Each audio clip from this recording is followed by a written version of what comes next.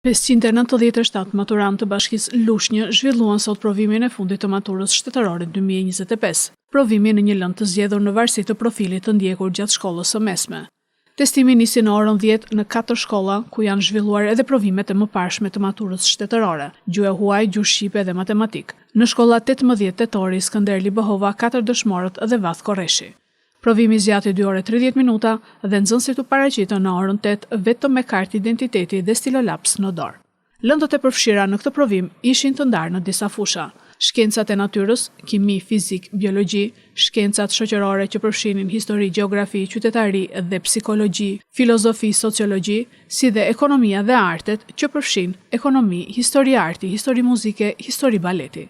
27.000 maturantëve në të gjithë vendin ju është ndaluar rreptësisht mbajtja e telefonave apo orëve inteligjente dhe çdo pajisje tjetër teknologjike gjatë testimit.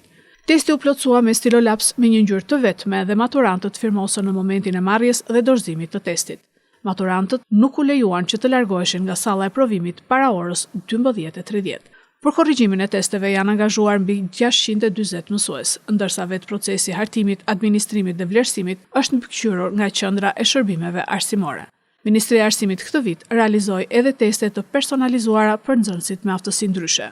Edhe në këtë provim u publikuan tezat e lëndëve me zgjedhje në rrjetet sociale,